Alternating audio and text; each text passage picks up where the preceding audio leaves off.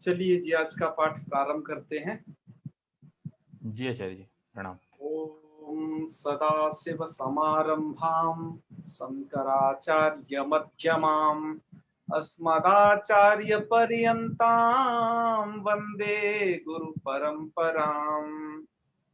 वाक्यकारं वररुचिं भाष्यकारं पतंजलिं पाणिनिं सूत्रकारं च प्रणतोऽस्मि मुनित्रयम्। सर्वेभ्यो नमो नमः। आज हम पूर्व श्रवण संधि के विषय में जो कल शेष बचा हुआ है उसे पढ़ेंगे और चर्त संधि को भी आज जानेंगे। तो सूर्यकांत जी, तो कल हम जो पढ़ चुके थे उसकी एक पुनरावृत्ति कर देते हैं 1 मिनट में, फिर आगे बढ़ते हैं। जी अवश्य। कल हमने पढ़ा था कि उदाह स्था स्तंभो पूर्वस्य, यह जो सूत्र है यह पूर्व सवर्ण संधि का पहला सूत्र है और एक सूत्र दूसरा जो झयो होन्य तरस्याम, जो कि आपकी पुस्तक में आगे दिया हुआ है। ऐसे करके ये जो है आपके 2 सूत्र पूर्व सवर्ण संधि के हैं, जिसमें आपने उदाह स्था स्तंभो पूर्वस्य के विषय में पढ़ लिया है और आपको यह एक क्रम इसमें कैसे बताना है ये समझना महत्वपूर्ण था। कल प्रदीप गडकरी जी ने भी पूछा था, एक बार बताइए उस क्रम को आप हमेशा याद रखें, आपको कैसे बताना है। उदाह स्था स्तंभो पूर्वस्य सूत्र में जो उदाह में पंचमी विभक्ति है, इस पंचमी विभक्ति को देख करके तस्मादित्युत तरस से सूत्र प्रवृत्त हुआ। तस्मादित्युत तरस से जहाँ पंचमी देखता है वह पंचमी निर्देश से जो क्रियमाण हो कार्य होता है, अर्थात जो किया जाने वाला कार्य होता है वह जो है परस्य और अव्यवहितस्य, अर्थात वो कार्य पर को और अव्यवहित को होता है। तो यह सूत्र में पर अंश तो यहाँ पर दिया हुआ है परयोः, अर्थात ये जो परयोः यह अर्थ है तस्मादित्युत तरस के द्वारा दिया हुआ ऐसे अर्थ है। पंचमी को देख करके इसने परयो दे दिया। अव्यवहित से अधि आप जोड़ लीजिए क्योंकि वो कॉमन है। तो आपको अर्थ क्या करना है, उदह अव्यवहित परयोः स्था स्तंभो पूर्व सवर्ण। उद से अव्यवहित पर स्था और स्तंभ होना चाहिए तो पूर्व सवर्ण हो जाता है। उद से परे यहाँ पर इस प्रयोग में और इस वाले प्रयोग में भी उद से परे अव्यवहित स्था है और अव्यवहित स्तंभ है, अतः यहाँ पर पूर्व सवर्ण हो जाएगा।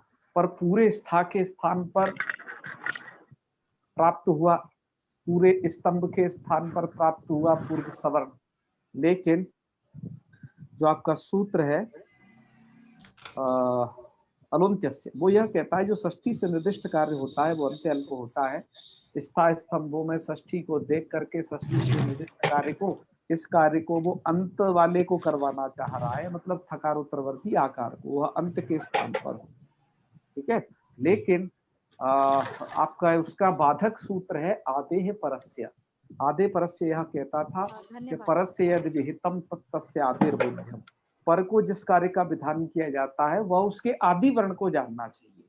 अतः इसके कारण क्या हुआ कि जो आपका यह पूर्व सवर्ण है, यह सकार आदि ये कौन है, स, यहाँ पर भी आदि कौन है, ये स के स्थान पर पूर्व सवर्ण की प्राप्ति होगी। और सा तो अकेला है, स अकेला है और पूर्व में जो स्थित है जो दकार उसके सवर्णी इतने सारे हैं, ये आप देख रहे हो, ध, तो इनमें से कौन सा हो।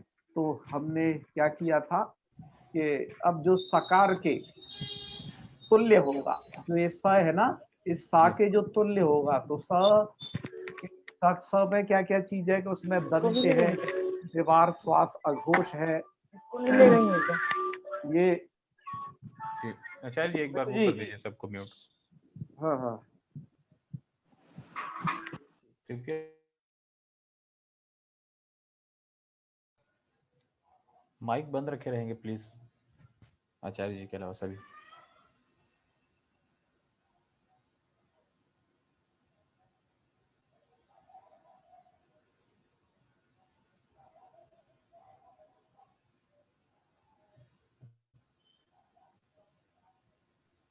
सूर्यकांत जी, जी मैंने आपको को हाँ होस्ट बना दिया है, अब आप जी कर सकते हैं।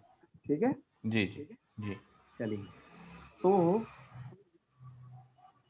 यहाँ से था कि जो सकार के तुल्य होगा, तो सकार की तुल्यता कैसे देखी जाएगी कि सा का जो उच्चारण स्थान है, और आभ्यंतर प्रयत्न तो चूंकि बिल्कुल अलग थे, उससे तो कोई लेना देना था नहीं, इसलिए उसे तो अलग हटा दिया। तो सकार के जो तुल्य होगा, मतलब सकार में क्या क्या चीज है कि स में दंत्य है, या विवार श्वास घोष और महाप्राण वाला है। जी इतनी सारी सब चीज हमने चेक की, कल आपके सामने एक एक करके चेक की थी, वो सभी हमें किसमें मिली, इस था में मिली। जी इस कारण से सा के स्थान पर था हो गया, दोनों जगह हो गया। तो इसलिए एक जगह स्थिति बन गई उद थ थानम, और दूसरी जगह बन गई उद थ तंभनम। जी ठीक है, जी ये दोनों प्रकार की स्थिति बन गई। अब इसके बाद चलते हैं आज की कहानी।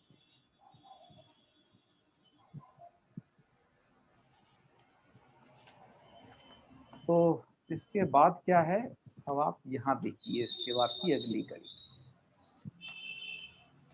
जब आपकी यह स्थिति हो गई, ये वाली उद थ थानम, उद थ तंभनम, ठीक है, जी जब यह वाली स्थिति आपकी हो गई, तब अब इसमें जो सूत्र प्रवृत्त होगा वह है आपका झरो झरी सवर्णे। कौन सूत्र है? झरो झरी सवर्णे। सूत्र क्या कहता है कि हल से परे झर का लोप होता है, सवर्ण झर के परे रहते। सूत्रार्थ पर ध्यान देंगे, अब आप सूत्र से समझ जाएंगे। सूत्र क्या कह रहा है? हल से परे झर का लोप हो सवर्ण झर के परे होने पर। तो हल मतलब इसकी क्या कंडीशन है, इस सूत्र को थोड़ा समझ लेना कि पहले तो हल वर्ण होना चाहिए कोई, ये हल से परे झर होना चाहिए। ओके, झर एक प्रत्याहार है जो झवई के झा से लेकर के शस्त्र तक बनेगा। आप उन्हें वो जो भी अक्षर उनको दिमाग में क्लिक कर लीजिएगा, वो कौन कौन। जी ठीक है, जी कब सवर्ण झर पर पे हो, मतलब एक झर का कोई वर्ण इस साइड में भी हो, यह कंडीशन बनेगी तो एक किस वाले का लोप हो जाता है? ये बीच वाले का। ओके, बीच वाले झर का लोप होगा। अच्छा जी हाँ हाँ, अब हम यहाँ पर वो कंडीशन देखते हैं इन दोनों प्रयोगों में क्या ऐसी बन रही है। जी पर में कोई भी झर या सवर्ण झर? सवर्ण झर, कोई जी भी झर नहीं, सवर्ण झर, उसमें सवर्ण है, जी सवर्णे झरी, जी ये सूत्र में है। जी ठीक है, जी तो आइए देखिए, हल से परे झर का लोप होता है, तो हल है आपका द, देख पा रहे हैं उद जी में जी द। हल से परे झर का लोप होता है, झर है आपका था त। जी सवर्ण झर ही पर में चाहिए, जी सवर्ण झर है दूसरा वाला था, था जी मतलब था के बाद था मिल गया, सवर्ण झर है। जी ठीक है, जी क्योंकि सवर्ण संज्ञा कैसे देखना है, इस था का उच्चारण स्थान क्या है, मतलब जो जो पहले वाले था का है वही दूसरे वाले था का है, सब कुछ तुल्य हाँ है ना। जी जी तो इसलिए अब क्या होगा, हल से परे जो झर है उसका लोप हो जाएगा, तो बेचारा ये बीच वाला है चला जाएगा। हम्म ठीक है, ये था लोप हो गया, हल से परे झर का लोप सवर्ण झर जी लोप हो गया, तो ये वाली स्थिति बनी उद था थानम। सर एक जी बार दोबारा बता दीजिए, मेरा नेटवर्क इशू आ गया था। हाँ हाँ हाँ, और अब नीचे वाले यहाँ पर भी देखिए, उद थ तंभनम में भी एक बार फिर वहां पर लगा करके देखिए, झरोझरी सवर्णे, हल जी से परे झर का लोप हो सवर्ण झर परे रहते। जी हल है आपका द, दकार जी हल से परे झर हो, झर है थ, हम्म सवर्ण झर परे हो, थ और त दोनों की, उसके बाद त है, था के बाद परे। जी तो जो थ और त की क्या है, सवर्ण संज्ञा है ना। जी जी जी उच्चारण स्थान भी एक समान है और आभ्यंतर प्रयत्न भी एक ही है, जी एक है अतः जी दोनों सवर्णी है। जी ओके, जी चलो, तो फिर क्या होगा, इस वाले था का भी लोप हो जाएगा। जी लोप होने के बाद जो कंडीशन बनेगी वो ये वाली बनेगी। तो दोनों जगह समझ गए होंगे, हल से परे झर का लोप होने पर कैसे सवर्ण झर है, हल से परे झर का लोप हो गया, सवर्ण झर के परे, तो मतलब बीच वाला झर चला गया। जी तो दोनों जगह से था और था जो ग्रीन में है वो चला गया। ठीक है। जी जी। अब अगली जो स्थिति बनी उद्थानम और उद्तंभनम, जो रेड सर्किल में कर जी रखा है। हाँ अब यहाँ पर खरीच सूत्र लगाना है आपको। खरीच या चर्तु संधि का। अब यहाँ क्या है, पूर्व सवर्ण संधि में ही चर्तु संधि की स्थिति बन गई थी, देख रहे हैं, पूर्व सवर्ण संधि में ही चर्तु संधि की स्थिति बन गई थी। अतः सूर्यकांत जी बीच में क्या हो रहा है उसको थोड़ा म्यूट कर दिया करिए, कौन है आप देख करके एक बार। जी, अभी तो कोई नहीं है, पता नहीं है। बीच में हॉर्न वगैरह की आवाज आ रही है। अच्छा ठीक। हाँ चलो। तो खरीच सूत्र लगाना है, मतलब चर्तु संधि की स्थिति क्या बनती है आप उसे समझ सकते हैं। चर्तु संधि में क्या होता है, खरी झलाम चरह शिव, क्या है, बहुत सारा खरी अर्थात खर परे हो तो झलों को चर हो जाता है। तो झल का मतलब क्या है, झल का मतलब है ये वाले वर्ण जो आपको ये रेड रेड वर्ण दिखाई दे रहे हैं। ठीक है। जी इसमें झल में शा शा शा और हा को हमने छोड़ दिया है, क्योंकि उनमें यह संधि प्रवृत्त नहीं होगी, और शा शा शा में होगी भी तो कुछ अंतर नहीं पता चलेगा, और हा के विषय में प्रवृत्त होता नहीं। जी अतः उन ऊष्म वर्णों को छोड़ करके बाकी के जो हैं इसमें वह आप समझना कि हाँ यह आपके क्या है, झल में ये लेने हैं आपको। जी तो मतलब ये लगभग कितने हो गए, 20 वर्ण। ये यही 20 वर्ण है जिनके स्थान पर यह प्रवृत्त होगा। जी। ऊष्म वर्ण नहीं होगा मतलब आगे चल के कोई उसको बांधेगा इसलिए नहीं होगा यहाँ पर, या उस वर्ण की कंडीशन ये रहती है कि ऊष्म को सा सा सा हा, वो सा सा शा को शा शा शा ही हो जाते हैं, अतः वहां पर कुछ पता नहीं चलता है, इसलिए हमने उन्हें हटा ही दिया है। ठीक है ना। और हा के स्थान पर एक पृथक कंडीशन है, हा के स्थान पर एक अलग से सूत्र आप पढ़ेंगे होढ़ा, तो उसको इसलिए हटा दिया है। अतः बच्चे खुचे अब यही है आपके सामने। जी जी जी तो झलों को क्या होता है, चर, मतलब यह जो झल है उनको चर हो जाते हैं। चर का मतलब ये है, अब जी चर में वैसे तो शा शा शा भी आते हैं पर उनको हमने हटा रखा है ना, हाँ क्योंकि शा शा शा को शा शा शा होंगे तो फिर फायदा क्या, इसलिए हमने उनको हटा दिया है। आप यही बस समझें कि जो वर्ग के ये चार, आप ये समझ लीजिए वर्ग के ये जो है पहले दूसरे तीसरे और चौथे, इन अक्षरों को वर्ग के प्रथम हो जाते हैं कब, जब इनके बाद खर परे हो, खर परे होना चाहिए, मतलब खर इधर और इधर ये यदि पूर्व में है तो ये भी ये चार हैं तो ये इनके स्थान पर क्या हो जाएगा, क है, क्रमशः कर लेना, इनके स्थान पर च, इन सब के स्थान पर ट, खर परे है तभी ये काम होता है, इनके स्थान पर त और इनके स्थान पर सबके पे पा ही हो जाएगा। जी ठीक है, ये संधि की कंडीशन बनेगी। अब यहां पर देख लेते हैं, यहां पर क्या ये कंडीशन बन रही है या नहीं बन रही है।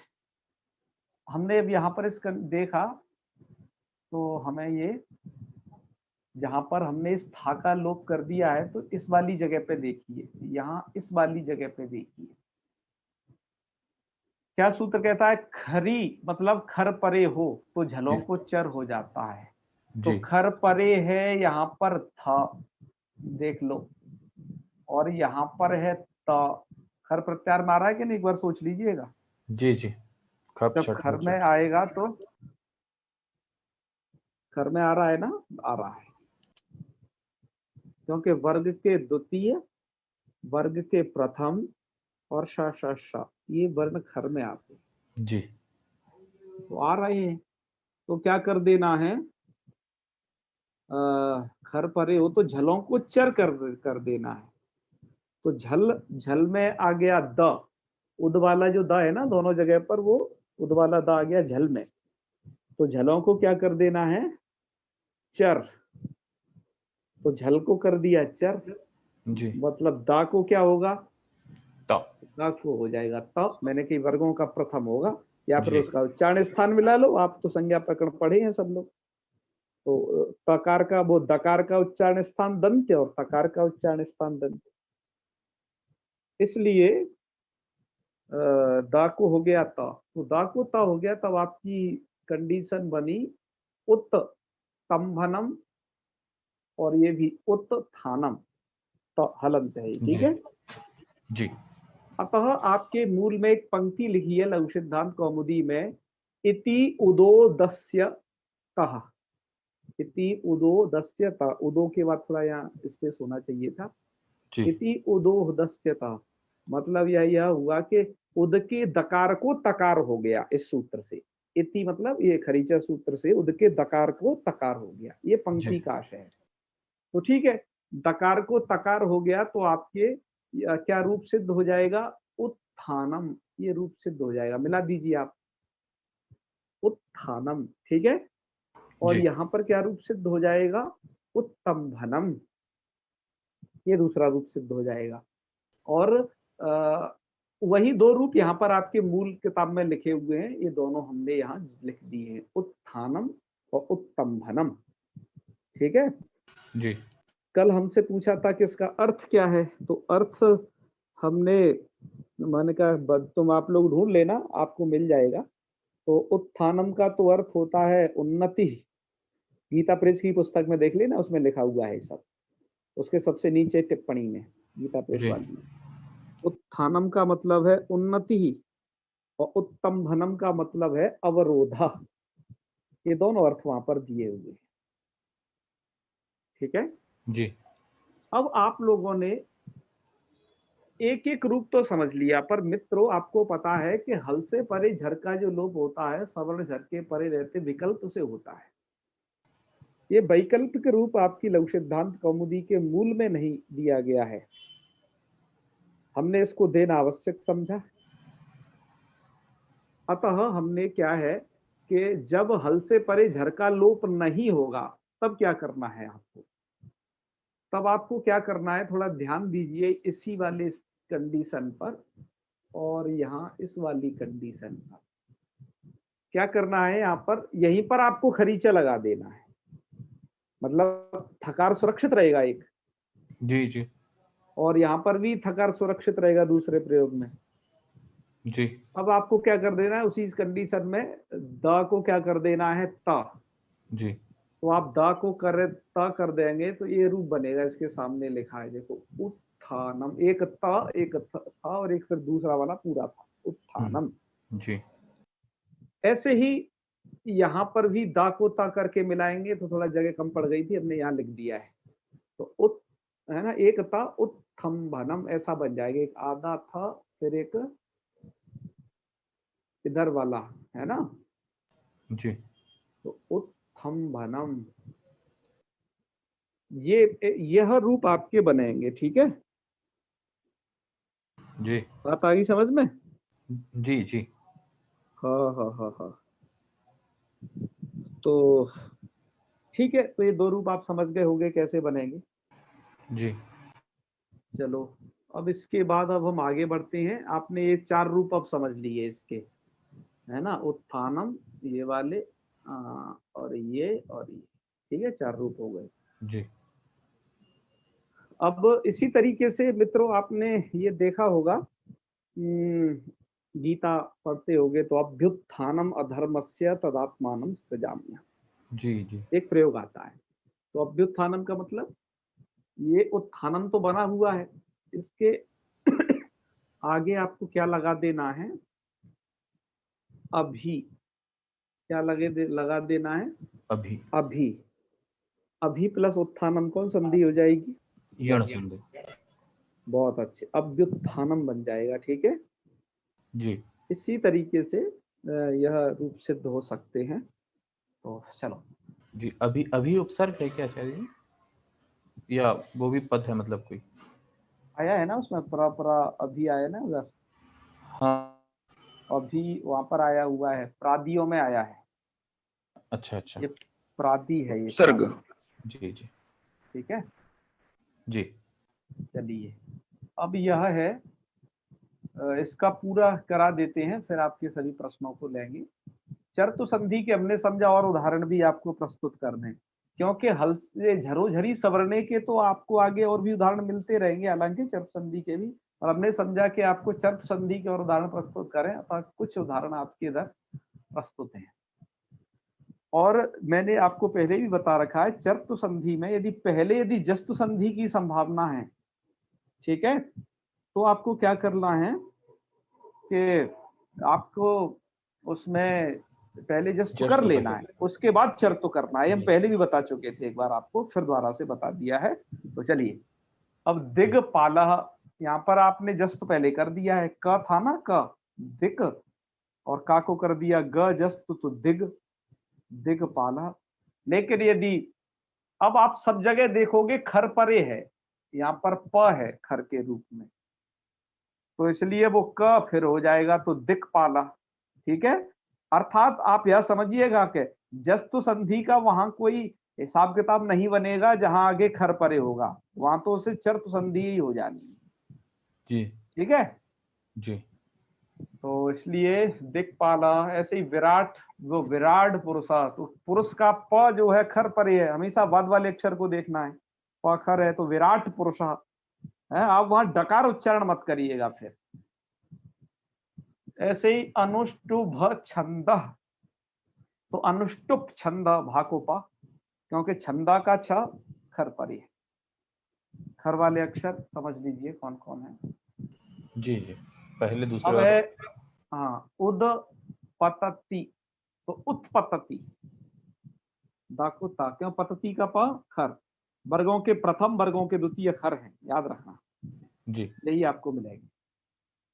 ऐसे ही जगदपति, तो जगतपति जी है ना, आपने जगदीश वहां तो इकार ही देखा है ना, जी जी पर यदि पति आगे है तो पति का प तो खर पर है, तो इसलिए जगतपति बनेगा।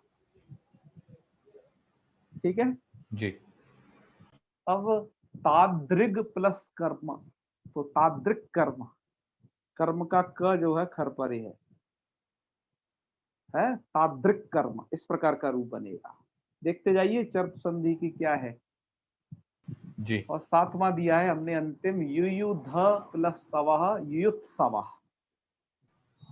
सबका स खर परे है, इसलिए जो ध है उसको त हो गया। जी तो युयुत्सवः मामका पांडवाश्चैव किमकुर्वत संजय, जी आया है ना उसमें, जी गीता का है ये। तो ये आपने समझा होगा, ये चर्त संधि को समझ लिया।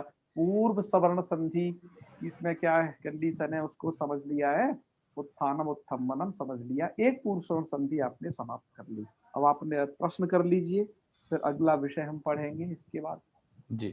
अच्छा, जो जगदीशा बोले थे उसमें तो केवल जस्ट तो हो जाएगा बस, केवल जस्ट, तो क्योंकि फिर आगे खर परे नहीं है, नहीं है जी, है ना। जी। और आचार्य जी, वो आप कहोगे आदेह परस्य का जो बताया, जी जी, इसमें आधे परस्य के जो उसका है अर्थ, उसका एक बार फिर से हिंदी में बताएंगे क्या? तो वो मतलब वो यह कहता है परस्य विभक्ति- यद विहितम, पर को जो कार्य का विधान किया जाता है वह उसके आदि वर्ण को समझना चाहिए। जी, इसमें कोई विभक्ति वगैरह ऐसा कुछ नहीं देख रहे हैं, जैसे तस्मिन नीति में देखते हैं या नहीं, वो तो जहां पर तस्मादित्युत्तरस्य पर को विधान करता है, अतः हाँ। तस्मादित्युत्तरस्य के साथ चलेगा, क्योंकि पर को जो विधान किया जाएगा वही आधे परस उसके आदि को करवाएगा। ठीक है, तो जो सूत्र पर को विधान करने का कार्य कह रहा है उसके साथ ये प्रवृत्त हो जाएगा, उसके साथ ये प्रवृत्त हो जाएगा, मतलब जी। जहां तस्मादित्युत्तरस्य की प्रवृत्ति होगी वहां इसकी प्रवृत्ति संभाल। अच्छा अच्छा, ठीक है, जी मेधा जी ने प्रश्न पूछा है कि महोदय जी, जब आपने न पदांता टोरनाम का उदाहरण था सठ प्लस संत, तब आपने चर्त से सड किया था। नहीं नहीं, चर्त से सड नहीं किया था, सड जब डकारांत था तब चर्त किया था, ड को ट किया था। ठीक है, और उद में चर उत किया, हाँ हाँ ठीक है, हाँ वही समझना, आपको थोड़ा समस्या हुई है समझने में उस विषय को। हमने वहां पर सड प्लस संता ऐसा किया था, डा को ट किया था, है ना, क्योंकि जो उसका प्रथम अक्षर होता है उस वर्ग का, उसे। तो चलिए, ये समझ गए। और प्रश्न हो, मुझे बीच में कुछ प्रश्न आए थे, हाथ उठाए थे।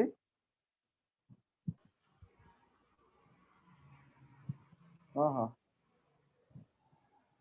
अभी तो कोई किसी का हाथ नहीं उठा है। वो जयदीप दवे जी कुछ पूछ रहे थे कि हाँ, दूसरी बार उषा सूत्र जी। प्रवृत्त होगा कि नहीं। हाँ ठीक है, जयदीप जी की बात सुनते हैं। उषा जी, उषा जी।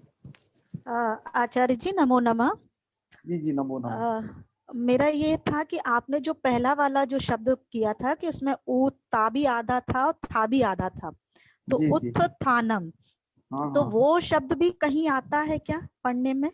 हाँ, वैसा यदि आया है इसीलिए विकल्प है, नहीं तो एक वाला तो हमेशा आता ही है। वो हाँ, विकल्प है सूत्र में, इसलिए हमने बताया वो।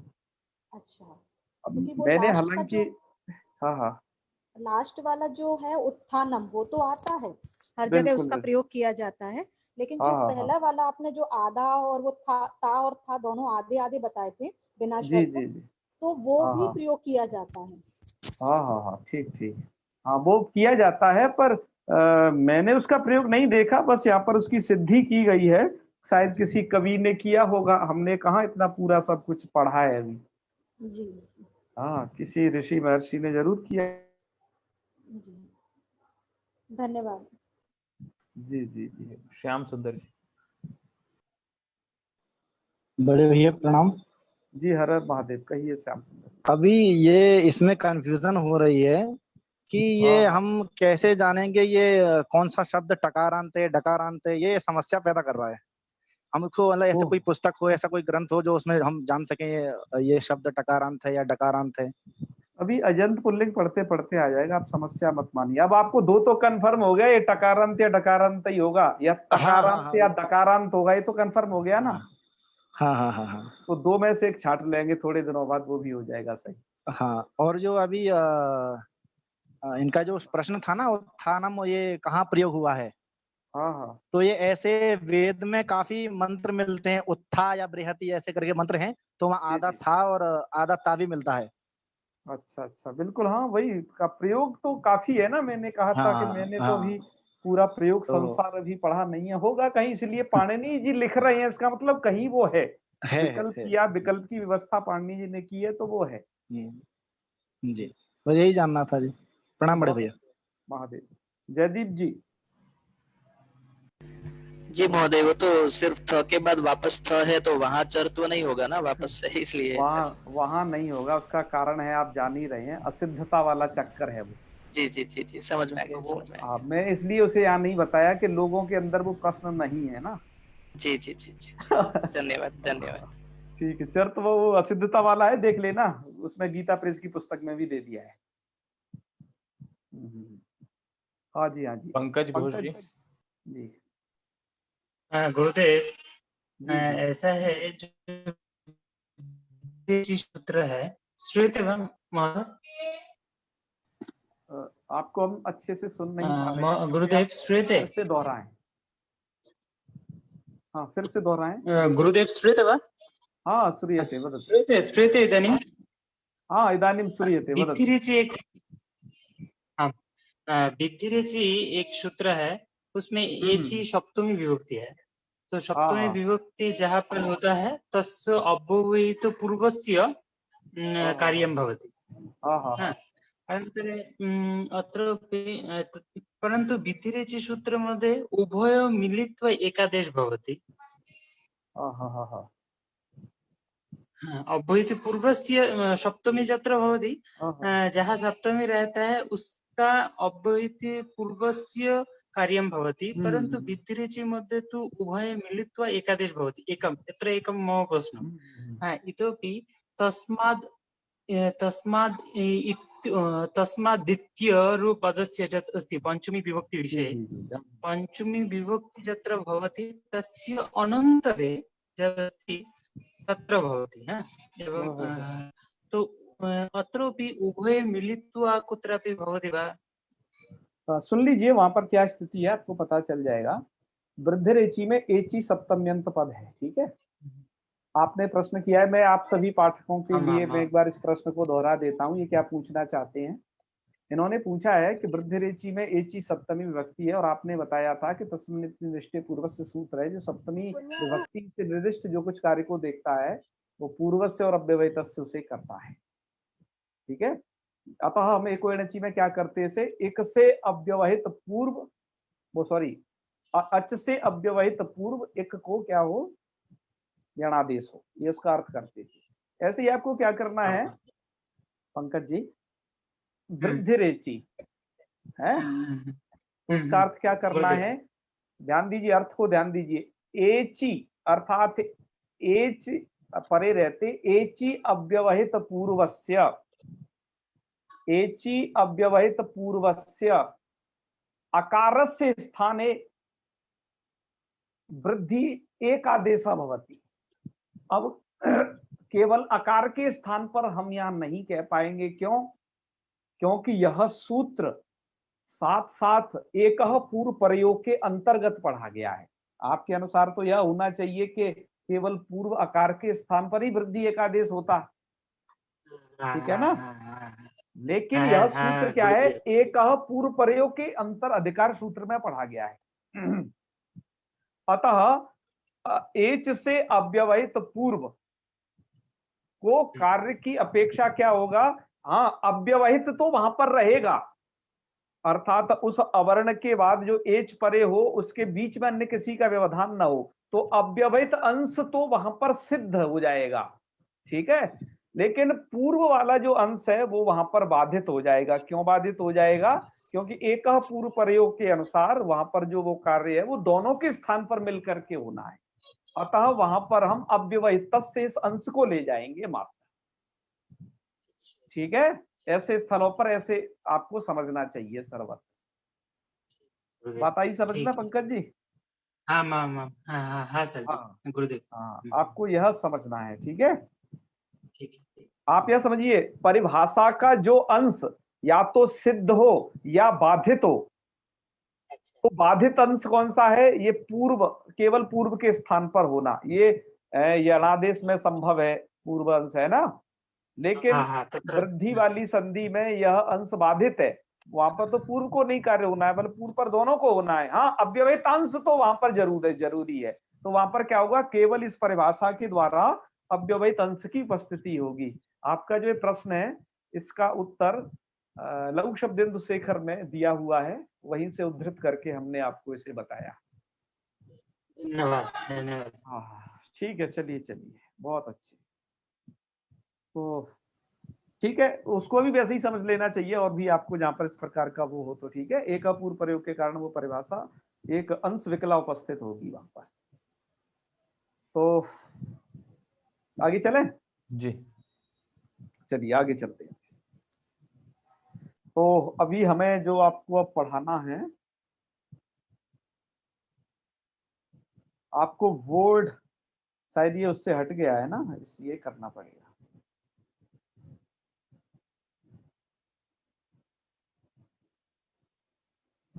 अब आपको पढ़ाना है झयो हुन्य तरस्याम, ठीक है जी।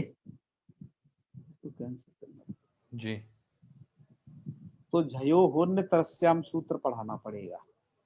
झयो हुन्य तरस्याम क्या कहता है? यह भी पूर्व सवर्ण करता है, ठीक है। सूत्र हम इधर लिख दे रहे हैं। आज ललित मोहन जी कहाँ है? नहीं है। नहीं है, हाँ पता नहीं, सो रहे होंगे। झयो होन्य तरस्याम, ये भी पूर्व सवर्ण संधि का विधायक सूत्र है। ओके जी, सूत्र का अर्थ क्या है? मैं यहाँ पर डायरेक्ट अर्थ लिखता हूं, हाँ लिख दिया। झय पहले लिखना चाहिए। झय से परे ह मतलब हकार को पूर्व सवर्ण होता है, ठीक है। जी, पहले वाले इसका सीमित क्षेत्र था पूर्व सवर्ण का, उद और स्था और स्तंभ 2 शब्द थे बस, ठीक है। इसका थोड़ा क्षेत्र बड़ा है इस वाली संधि का, और सवर्ण होता है विकल्प से, विकल्प भी आप इसमें लिख लो। सूत्र का डायग्राम बनाएंगे तो क्या बनेगा आपको समझाने के लिए कि झय हो, झय इधर होना चाहिए, ठीक है। जी झय से परे क्या होगा, हकार। जी झय से परे कौन होगा, यदि ह तो उसको पूर्व सवर्ण हो जाएगा, मतलब हा को पूर्व सवर्ण हो जाएगा, इसको हा को, है ना। जी ऐसा है क्या, झय से परे झय परस्य हस्य व हस्य व पूर्व पूर्व सवर्ण, जी झय से परे हा को पूर्व सवर्ण होगा, ठीक है जी।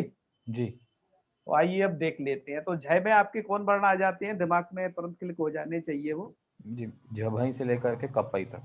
बिल्कुल बिल्कुल। अब हम यहाँ पर उदाहरण देखते हैं जो दिया हुआ है आपके।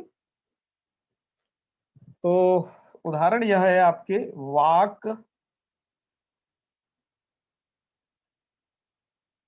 प्लस हरि, ठीक है जी। जी वाक प्लस हरि का ही रहेगा, क्योंकि आगे मैं वाग नहीं कर सकता, क्योंकि आगे खरपरे है ना ये, हाँ, तो वो चर में ही बदला रहेगा चर्तु संधि के कारण, इसलिए मैंने क्या लिखा यहाँ पर, क, ठीक है। तो जी वाक प्लस हरि ये है। अब यहाँ पर क्या करना है, झय से परे हकार को पूर्व सवर्ण होता है। झय में बताओ क आ गया कि नहीं, क झय है या नहीं है। है। झय से परे क्या है, ह, क्या है झय से परे, ह ह, तो इसको क्या कर देना चाहिए, पूर्व सवर्ण कर देना चाहिए। जी पूर्व में क्या अक्षर है, क क के सवर्णी कितने हैं, क ख क, ग ख, ग, घ, अंग, जी यही है ना। जी तो हकार के स्थान पर पूर्व का सवर्णी करना है, पूर्व में क, उसके सवर्णी है 5, उनमें से करना है, तो जी वही सब मिला लेते हैं। क का उच्चारण स्थान कंठ, कंठ जी तो सबका है, काम सबका नहीं है। बनेगा। जी आभ्यंतर प्रयत्न इनका स्पृष्ट, और इसका क्या है, ईषद विवृत, ईषद विवृत। इसे तो बिल्कुल अलग होगा, इससे कोई काम नहीं बनेगा। चलो बाह्य प्रयत्न पर आ जाते हैं सीधे। बाह्य प्रयत्न ह का है संबार नाद घोष, जी ठीक है, ध्यान से सुनते जाइए, ऐसे ही आपको बैठाने। संबार नाद घोष, संबार नाद घोष किस किस का है जी, क का नहीं, विवार श्वासा घोष, खर जी में आ गया ना, खर विवार जी श्वासा घोष। जी ख विवार श्वासा विवार घोष, श्वास घोष, ग, हाँ ग हसा ठीक है। संबारा नाद घोष, हसा संबारा नाद घोष। तो मतलब ये 3 वर्ण ग, घ और अंग, यही संबारनाथ घोष मिले। पर ये संबारनाथ घोष के साथ साथ क्या है, महाप्राण भी है। जी क्या है ये, महाप्राण।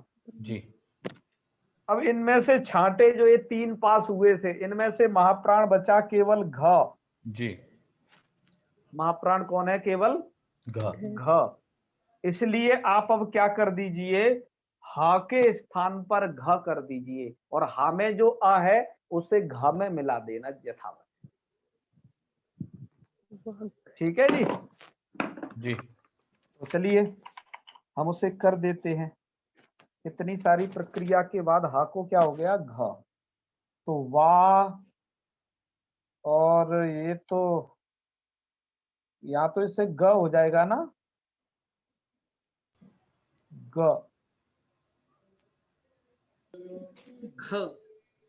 अरे यहाँ पर इससे ग होगा, क्योंकि आगे खर परे नहीं है ना, खर तो समाप्त हो जाता है शस्त्र तक, और वह जो आपका है चर्तु संधि, वो इसलिए यहाँ पर जो है हाँ, नहीं लगेगा, जस्ट तो नहीं लग पाएगी, इसलिए वो जी। जस्त होगा। इसलिए संधि में कि आपको क्या वाक है, ये वाग कर लेना चाहिए, वाग, और हा को कर लेना घ। जी तो बन जाएगा आपका रूप वाग घरी। आप इसे मिला दीजिएगा तो मिला करके रूप बनेगा वाग, गा को आधा लिख दीजिए यथावत, वाग घरी। ठीक है, ये कंडीशन बन जाएगी। तो ये आपको यहाँ पर क्या करना है, चर्प संधि की कंडीशन नहीं बन पाएगी, वो मत करना प्लीज, है ना। मूल शब्द है वाक और उस का को ग बना लेना जलाम जसोनते से, तो वाग हो जाएगा। वाक और जो हरी होगा हा को कर देना घ। इस संधि में क्या होता है, इस संधि में आपने ये हमेशा के लिए कार्य कर लीजिए, सोच लीजिएगा, यदि इधर इस संधि में जरूर ह होता है, इधर ह होता है, ठीक है जी। अच्छा, अब जैसे इधर झय है, क्या है, झय प्रत्याहार, तो मतलब जो जिस वर्ग का अक्षर यहां पर हो उसका चौथा अक्षर कर देना। जैसे यहां पर ये ग था जो कि क वर्ग में आता है, अतः इसका चौथा अक्षर हो जाता है इस संधि में। अच्छा तो जी। तो चौथे नंबर का अक्षर किसको हो जाता है, घ, वो हा के स्थान पर हो जाता है। जी। तो इसमें कार्य किसको होता है, ओनली ऑन हा को होता है, इसको मत भूलना, हा के स्थान पर वो कार्य होता है। हा को चौथा अक्षर हो जाता है जो यहां पर पठित हो, यहां पर कोई सा भी, उसका हा को चौथा हो जाता है। तो आपने उसका एक उदाहरण देखा वाघ घरी, जी। और भी आपको उदाहरण एक आध और बता देते हैं। जी, तो ये विकल्प से है तो दूसरा वाघ हरी ही बनेगा। हाँ, ये दूसरा तो वही बनेगा, है ना, वाघ हरी, आपके मूल पुस्तक में वो दिया हुआ है। जी। एक उदाहरण और बता देते हैं आपको इसका, क्योंकि आप उसे पढ़े हुए हो। एक सूत्र आपने पढ़ा था ऐसे करके, दूराद दूरात धूते। दूरात और हूते, ठीक है। जी। हूते, हूत मतलब बुलाना, हूते आहूते इसे कहते हैं बुलाना, जी। ठीक है। जी। तो दूराद प्लस हूते, झय से परे ह है, हा जी। को क्या करना है, पूर्व सवर्ण। पूर्व सवर्ण का सिंपल प्रक्रिया अभी तो आपको डिटेल करके बताया था, सिंपल प्रक्रिया यही है उसकी, हाकार को जो पूर्व में जो अक्षर होगा इसका चौथे नंबर का कर देना है हा के स्थान पर। जी। तो इधर द है, और इस वर्ग का चौथा कौन सा है, द जिसमें आता है, जिस वर्ग में, ध। इसलिए इसके हा के स्थान पर कर देना ध। जब आप इसे मिलाएंगे तो मिलाने का स्टाइल ये है कि दूरा द इसके नीचे ध हो जाएगा, और धूते, दूरा धूते, जो एक सूत्र पढ़े थे आप, ऐसा जी। है। और भी आपको उदाहरण हम देंगे, आप उसके अभ्यास कार्य में करना। और भी और बताएं आपको कुछ, एक और सूत्र आप पढ़े हो जिसमें ये ऐसा उदाहरण आया था। एक सूत्र था ऊ का लो, ऊ का लोज हिरस्व दीर्घ पिलुत्ता, ओके। जी। ऊ का लोज, तो सबसे पहले झय देखो, झय में जा आ रहा है, झय से परे हा को पूर्व सवर्ण करना है, झय से परे हा को करना है। तो ज जिस वर्ग में है उस वर्ग का चौथा कर देना है, झ। हाँ, ये संधि आपको आएगी। लोग ज्यादातर इस संधि को पूछ देते हैं, हमें जो गुरुजी पढ़ाते थे, बाबा गुरुजी, वो प्राय संधि को पूछ दिया करते थे छात्रों से। जी जी। तो हा को क्या हो जाएगा, झ, चौथा अक्षर है, तो चौथा अक्षर कर दिया, तो क्या हो जाएगा, ऊ का लोज, और इधर अब हिरस्व को हो जाएगा झरस्व, झरस्व दीर्घ प्लुता।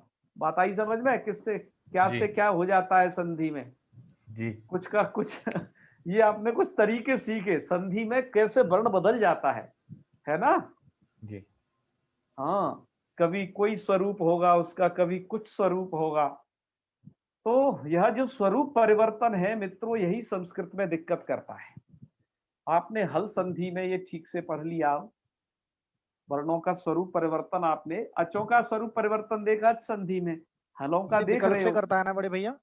हाँ, विकल्प से करता है तो पहला वाला भी ठीक हो सकता है, दूसरा वाला भी ठीक हो सकता है, जी। दोनों प्रकार के रूप ठीक हो सकते हैं। तो आपने देखा आज इन संधि के विषय में, इनका अभ्यास करने के लिए भी और आपको ग्रुप में देंगे, आप उन्हें संभल के करिएगा। और इसके बाद हम सुभाषितानी और श्रीमद् भागवत जैसे ग्रंथों से ऐसे कुछ उदाहरण आपके सामने उठा करके लाएंगे और हम प्रयास करेंगे आप उन्हें पहचान पा रहे हो या नहीं है, और उस कंडीशन को आपके सामने रखेंगे, देखें कितने लोग पहचान पाते हैं। क्योंकि हमारा यहाँ पर पढ़ने का मुख्य उद्देश्य यही है कि हम उसे अपने अपने शास्त्रों में, अपने अपने उन संस्कृत की पुस्तकों में उस चीज को समझ पाए। ठीक है जी आचार्य जी, तो ये वाला जो ये सूत्र है वो कालो ह्रस्व दीर्घ प्लुत, हाँ इसमें वो जो ज है वो भी तो जश्न के बाद ही ज हुआ है ना? हाँ, पहले वो च है, अच था, वो अच। जी अब तुम समझ गए, बिल्कुल यही तो संधि का पकड़ना है। और चकार को हो गया जस तो ज, क्योंकि पद का पदांत है वहां पर, है ना। जी। हाँ, अरे वाह वाह, अब आप समझ गए, मैं समझ गया, ऐसी धीरे धीरे पकड़ जाओगे। वहां पर अच है ना, ऊ का लो अच, अच ह्रस्व दीर्घ बोलता। चलो, बहुत अच्छे, बहुत अच्छे।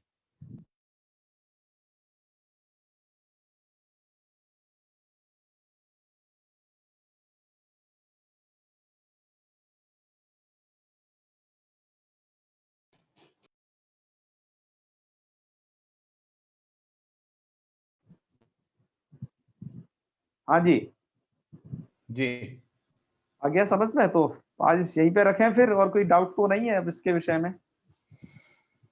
अब ये पाठ बहुत गंभीर पाठ है, इनको लगाइएगा है। ये वाली, चूंकि ये वाली संधि तो थोड़ा ज्यादा जगह पर होती है, जय उन्हें तरस्याम वाली, उत्थानम उत्थमनम वाली वो संधि थोड़ा कम जगह वाली थी। अब हम इससे आगे जो संधि पढ़ेंगे वो अब एक आध दो संधियों का मेल होगा उसमें, है। जी। अब हम मुख्य संधियां लगभग पढ़ चुके हैं, अब छुटपुट संधियां पढ़ेंगे इसके बाद। हाँ हाँ, जो थोड़ी बहुत बची हैं। कुछ हर्ष जी हाथ उठा रहे थे शायद, है। जी फिर नीचे हाँ, पूछ लीजिए ये एक आध प्रश्न जो पूछना है, फिर समापन करेंगे। हर्ष जी। और हमारी कोई एक बहन है कोई, वो उनसे उनसे यह कहना है हमें कि अब समय इस पर हो गया है, तो फिर वो अपना प्रश्न हमें ग्रुप में पूछ लें, हम उन्हें ग्रुप में उधर उत्तर दे देंगे, ठीक है। या फिर व्हाट्सएप से पूछ लें उनको, जहां पर स्तुत्व अथवा ष्टुत्व संधि में कठिनाई है हम उन्हें बता देंगे, ठीक है। चलिए जी। हाँ, पूछना चाह रहे हैं कोई? चलिए, नहीं कोई नहीं है। चलिए तो जी समापन जी करें। आचार्य जी, हाँ अच्छा हाँ, सुमित जी। मेरा थोड़ा सा जो हमारे उपसर्ग प्रादि आपने बताए थे उनका से संबंधित एक प्रश्न है। हाँ बताइए बताइए। जो अनु अनु शब्द आया है, तो अनु का शाब्दिक अर्थ क्या है? अनु का अर्थ है पश्चात। अगर उस अनु का किसी का नाम में प्रयुक्त होता है तो क्या उसके नाम का अर्थ पश्चात होगा? और क्या, अनुजह, अनु मतलब पश्चात, ज माने होने तो उत्पन्न होने वाला, जनि प्रादुर्भाव से ज बन गया। अगर केवल अनु नाम है तब क्या अर्थ होगा? केवल कई बार हो जाता है ना आचार्य जी की अनु शर्मा। वो तो पद संज्ञा हो ही नहीं ना, लेकिन ये तो ऐसा है ना, अनु क्या अर्थ करेंगे यार, इसको एक बार देख मैं लेंगे भी तो आचार्य जी, मैं भी थोड़ा सा उलझ गया था इस चीज में, इसलिए आपसे मैंने इसका मार्गदर्शन चाहा। अब ऐसा क्या है ना कि केवल उपसर्ग का ऐसा नाम, मुझे लगता है ये इदृच्छा शब्द है, रूढ़ हो जाना है, टिंकू चिंकू पिंकू वाले है ना, ये रूढ़ शब्द। जी जी जी। ऐसा ही कुछ अनु हो सकता है, और उसका क्या मतलब होगा। अनु या अन्नू ऐसे नाम रख लेते हैं लोग शॉर्टकट में, जी ठीक है ना। ठीक ठीक जी आचार्य। ये इदृच्छा शब्द कहे ना, रूढ़ शब्द कहने चाहिए इनको, हमारे जी जैनी यही अभी बोला है। हाँ जी जी। तो और भी देखेंगे, हम सहसा किसी को ऐसे नहीं कहते हैं।